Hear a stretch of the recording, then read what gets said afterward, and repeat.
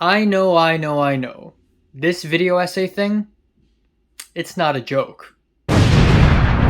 But today, instead of studying film like we did with Yi last time, oh no! This time, we're talking about filmmaking. We're talking about film production, babies. And today, we're specifically talking about aspect ratios. What? Yep, aspect ratios. Whoa, wait a minute.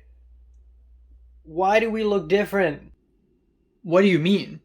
I got black bars on top and the bottom of my face. You're letterboxed. Yo, I'm the app, the movie review app, Letterbox? No, not the app. Black bars on the top and the bottom of your frame is letterboxing. Like boxing?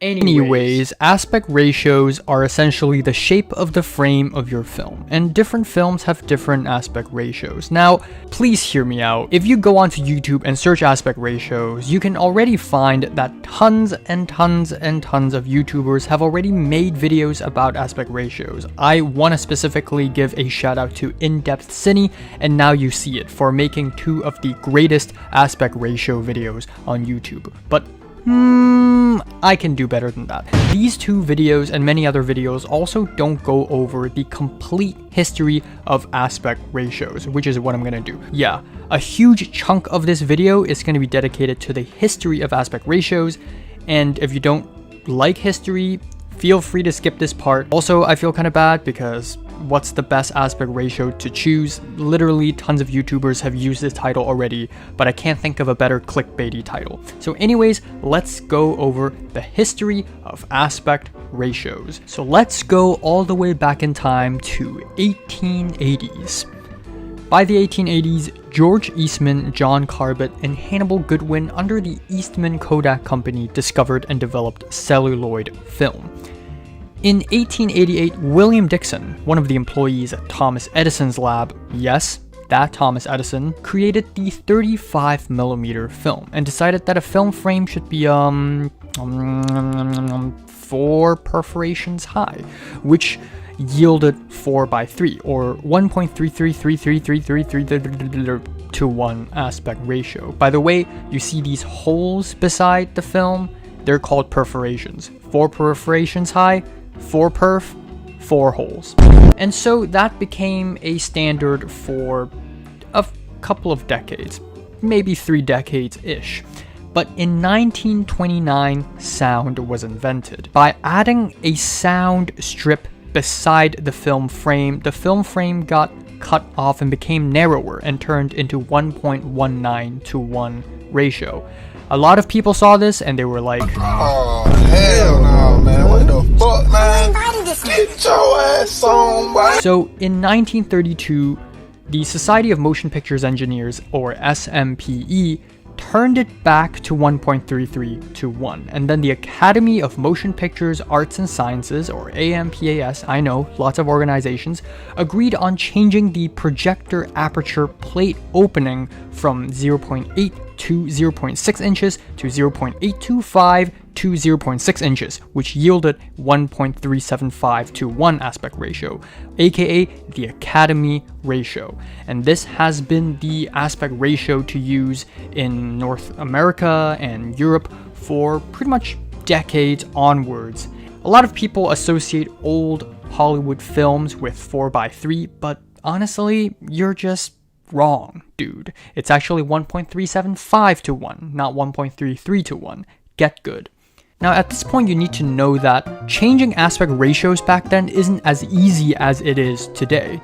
Nowadays you can just press a couple buttons and boom, the frame changes and you're good. But back then it's not the same. When the aspect ratio changes, the camera needs to change, the film stock needs to change, the projector in the theater also needs to change, which is why choosing on the right standard aspect ratio is such a huge deal back then. Now flash forward to 1952 when TV was on the rise. Fred Waller saw that and was like, oh shit, I gotta make film cooler than this. So he decided to screen 3 35mm films on 3 different screens simultaneously while curving the screen and called it Cinerama. This yielded a 2.59:1 aspect ratio, and it's inspired by Abel Gance's Napoleon, which is this ridiculous 3-film at the same time French epic. But here's the thing, it's too expensive and it's really easy to mess up. It's also important to know that at this point, Hollywood has what it's called a studio system, where different studios basically own everything from the production to the distribution to the exhibition of these films, and these studios are basically fighting with each other. In 1953, 20th Century Fox saw Cinerama and was like, I can do better, and invented the CinemaScope, or 2.35:1. So Fox remembered that all the way back in 1926, a Frenchman called Henri Chrétien invented the anamorphic lens. Essentially, through this oval-shaped aperture, the image looks squeezed.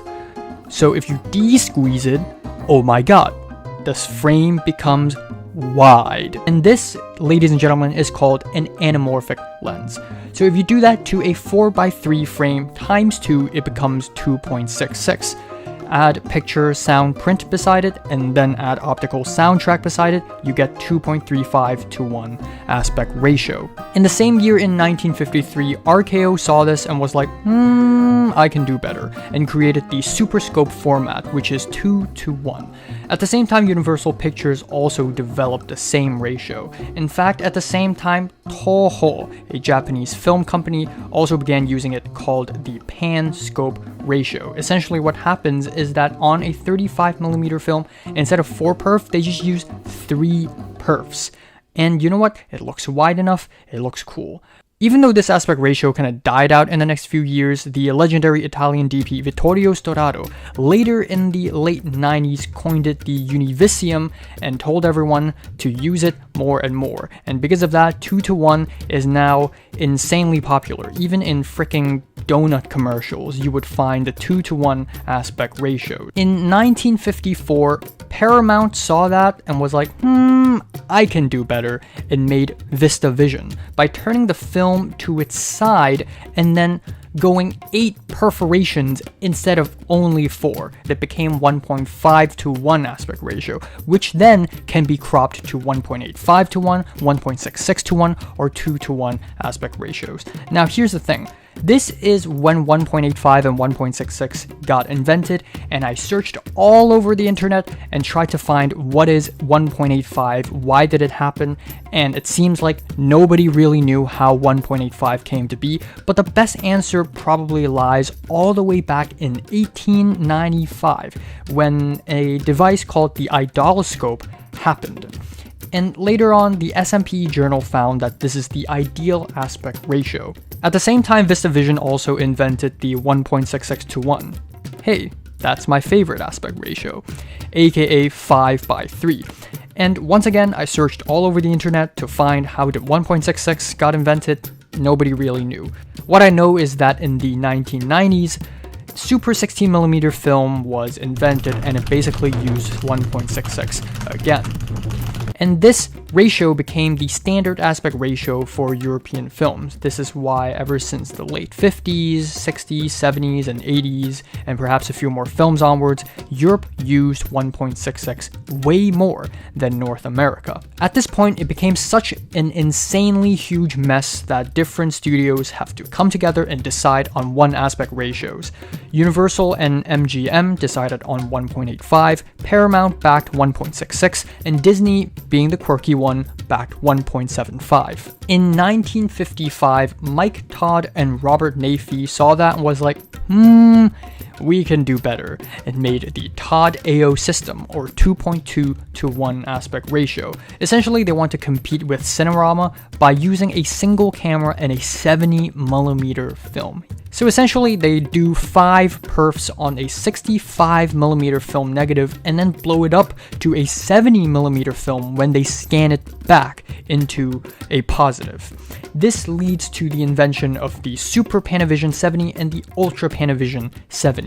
In the year 1957, MGM approached Panavision to make a Panavision 70mm film widescreen aspect ratio, and with the help of Robert Gottschalk and Takuo Miyagishima, they created the Ultra Panavision 70 or the MGM 65. They take the original 2.2:1 aspect ratio and wait a minute, anamorphic lens. That's right. They take 2.2 and then through a 1.25 times squeeze, you get 2.76. You get the glorious 2.76:1 aspect ratio. And then in the year 1970, we have the IMAX film, which is 1.43:1 aspect ratio. Essentially, an IMAX film is a 70mm film, 15 perforations sideways, which makes it absolutely ginormous and yielding a native 1.43:1 aspect ratio.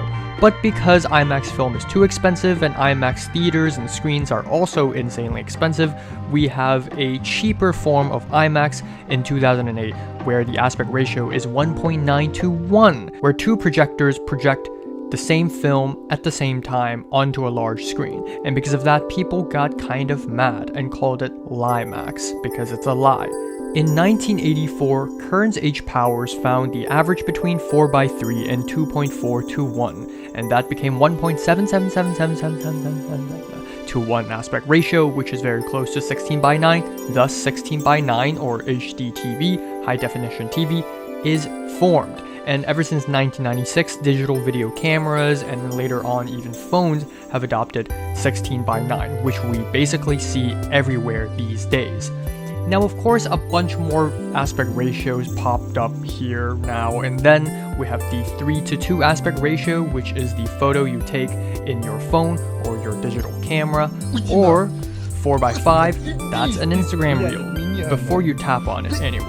Speaking of vertical, 9:16, because Instagram Reels, YouTube Shorts, TikTok Brain Rot, and even gaming laptops have weird aspect ratios. I mean, what the heck is this?